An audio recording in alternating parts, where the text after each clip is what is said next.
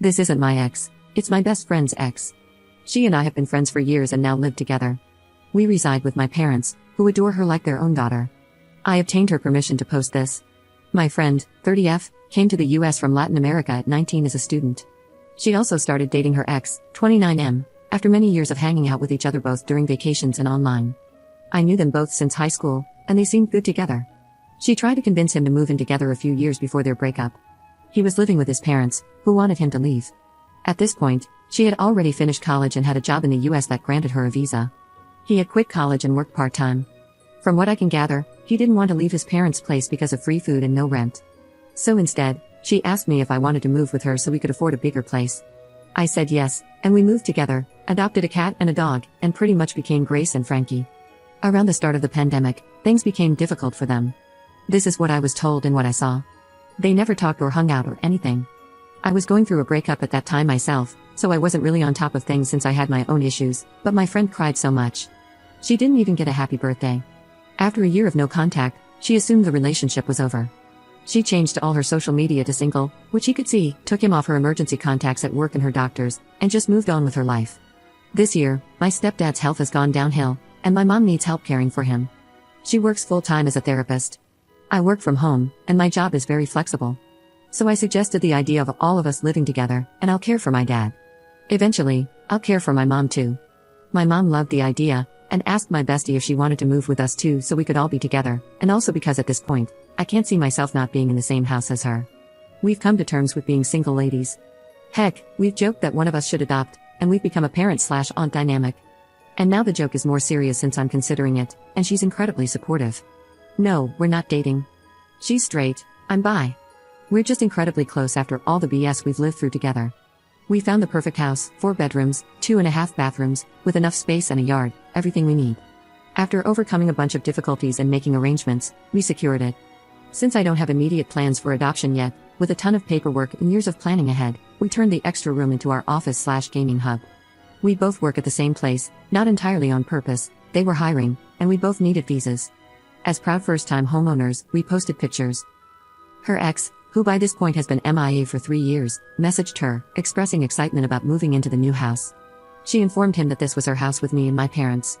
He suggested that, since they were a couple, she should ask me and my parents to leave so he could move in. I want to point out that my parents bought the house. My friend and I will pay them our portions over the years. If she decides to move out, I'll finish paying and buy her share. This is all documented and signed. So she promptly told him he was not moving in with us and reminded him that he ghosted her, so there was no relationship. He went on a tirade, claiming he never broke up with her, accusing her of abandoning him, asserting that she never cared about him, etc.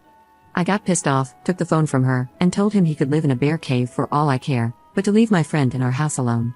He went ballistic and began using derogatory language, which would probably get this post flagged, so I'll leave it to your imagination. My friend started crying, and I was absolutely done with him. I never thought he was abusive, but my friend confessed to me that this was not new. He always had issues with the two of us living together and accused her often of cheating on him with me. We ended the call, and I told her she needed to block him for her own sanity's sake. She deserves so much better than this man-child. She helped me leave my abusive ex when I was in high school. She took me to the hospital when he beat me up and called my parents. My friend is family, and I'll be dead before I let some low-life scum with commitment issues make her suffer.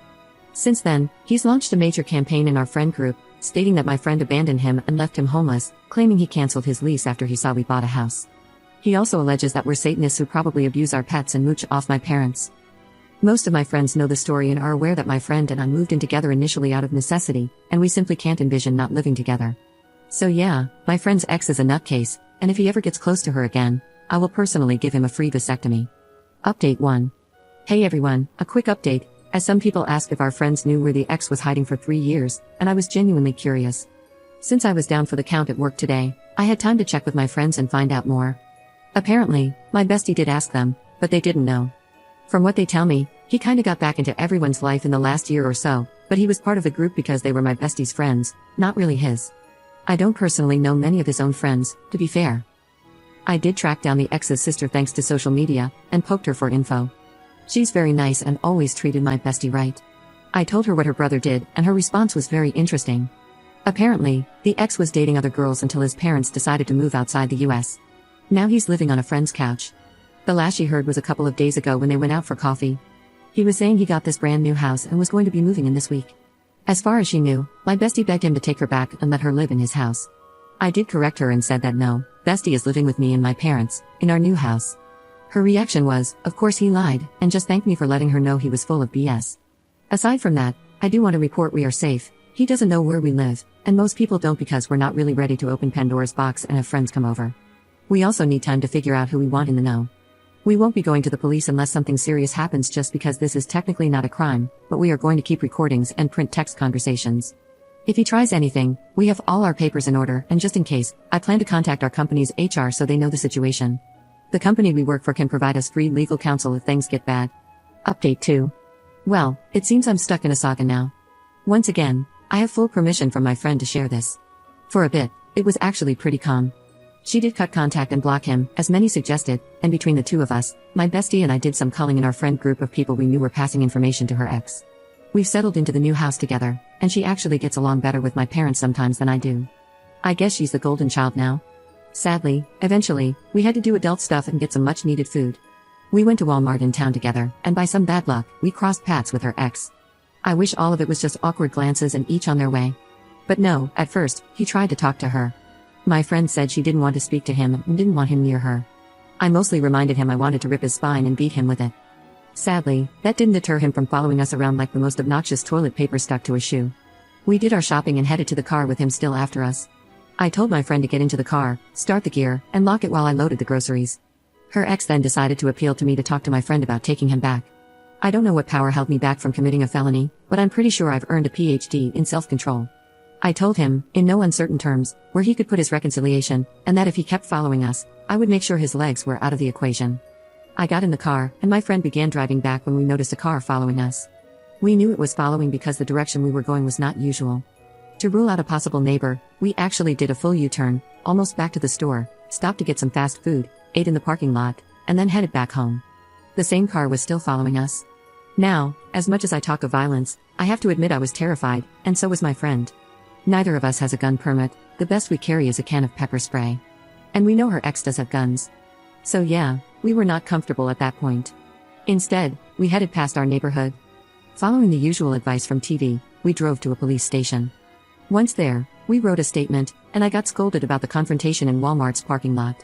The reason we know it's her ex was that when we got home, she received a call from him with a new phone number, saying, "I know where you live now." We immediately called the police. So that's where we stand. The cops just left a few minutes ago, and my brother is going to be staying over for a few weeks until we get the restraining order and some sturdier locks. Also, I want to clarify a few things. Many people ask why it took my friend a whole year of being ghosted to accept the relationship was over. While I understand the curiosity, please recognize that when my friend came to the US, she had no one. She cut contact with her toxic family, and her ex was the only person she had.